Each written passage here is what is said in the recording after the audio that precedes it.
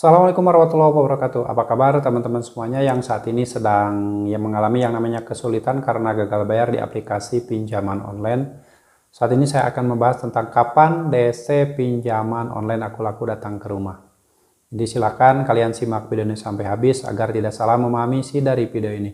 Sebelumnya saya ucapkan terima kasih buat teman-teman semua yang sudah support channel ini, selalu mendukung channel ini dan selalu menantikan setiap video yang saya upload berikutnya. Saya doakan kalian sehat selalu dan selalu diberi kemudahan rezeki oleh Allah Subhanahu wa taala. Ini pertanyaan ini sering sekali ya ditanyakan oleh teman-teman kita yang saat ini mungkin ketakutan sekali didatangi debt collector dari aku laku. Padahal sebenarnya ketakutan tersebut bukan masalah didatangi debt collector aku laku ataupun didatangi DC pinjol yang lain, tapi ketakutan itu adalah datangnya dari pikiran kalian sendiri. Ada DC datang ke rumah itu adanya di pikiran sendiri, bukan dari kenyataan bahwa debt collector itu datang ke rumah, bukan sebetulnya. Tapi ini hanya sekilas gambaran saja buat teman-teman semua. Kalau masih bertanya kapan DC pinjol aku laku datang ke rumah. Sebenarnya kalau menurut aturan dari otoritas jasa keuangan itu, pinjaman online hanya boleh menagih selama 90 hari sejak jatuh tempo. Itu aturan otoritas jasa keuangan. Walaupun mungkin masih banyak pinjaman online yang melanggar hal itu dan masih mendatangkan debt collector ketika sudah lewat dari 90 hari sejak jatuh tempo. Nah, untuk masalah DC pinjol aku laku kapan akan datang ke rumah, sebenarnya ini ditentukan oleh DC pinjol itu sendiri. Saya juga tidak bisa memastikan kapan DC pinjol aku laku itu datang ke rumah, karena DC pinjol itu kan manusia, dia punya keinginan sendiri, maunya kapan datang ke rumah, perintah dari atasannya kapan itu kan tergantung dia sendiri. Cuman hal ini juga ditentukan oleh jumlah limit hutang kalian. Kalau hutang kalian misalkan hanya 200.000, itu mungkin didatanginya dalam waktu yang ya ada kemungkinan tidak akan didatangi.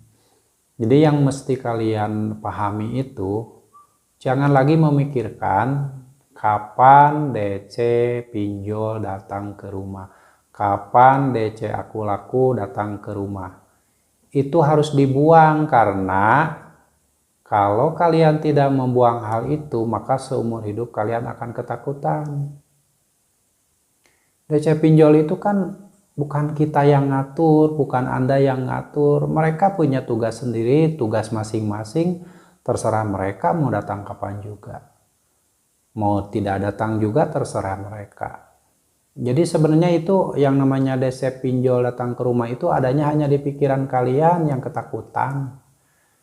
Kalau kalian tidak takut, nggak akan mikirin lagi, nggak akan mikirin, DC mau kapan juga terserah dia, mau datang mau enggak juga. Yang terpenting kalian saat ini adalah hilangkan semua pikiran-pikiran tentang DC lapangan, tentang pinjaman online, tentang hutang-hutang di pinjaman online. Itu harus kalian buang dulu pikiran-pikiran tersebut. Kalian saat ini fokuskan dulu mencari peluang-peluang untuk mendapatkan penghasilan, agar nanti kalau kalian memang ada niat untuk membayar semua itu, untuk membayar utang-utang di aplikasi pinjaman online, jika uangnya sudah terkumpul, itu terserah kalian mau dibayarkan, mau tidak itu terserah kalian. Yang jelas saya tidak melarang kalian untuk tidak melakukan pembayaran, untuk melakukan pembayaran. Saya tidak melarang, silakan, itu hak kalian. Yang terpenting kalian jangan takut berlebihan, mau didatangi, mau enggak juga debt collector lapangan itu hak mereka, silakan saja. Jadi yang terpenting kalian fokus aja ini membangun kehidupan kalian, untuk masa depan kalian, untuk keluarga, untuk anak istri, untuk kehidupan kalian sendiri. Yang terpenting kalian fokus di situ saja, mencari nafkah, mencari peluang-peluang usaha, peluang-peluang untuk mendapatkan uang agar kalian bisa bertahan hidup. Untuk kalian sendiri, untuk keluarga kalian, itu saja. Jangan mikirin kapan DC datang ke rumah, kapan DC pinjol aku laku datang ke rumah. Pokoknya itu hanya akan bikin pikiran kalian ribet, bikin kalian pusing. Apalagi punya utang, ternyata pas datangi nggak ada uangnya, takut dicaci maki, takut dipermalukan, takut diceritakan ke tetangga. Seperti yang sudah saya bilang sebelumnya, kalau kalian didatangi debt collector lapangan itu siapkan handphone untuk merekam setiap gerak-gerik mereka. Kalau mereka cara-cara baik, kalian tetap rekam aja, nggak masalah. Itu untuk bukti. Kalau suatu saat nanti ada apa-apa, kalian punya bukti, itu saja, nggak usah dibikin ribet.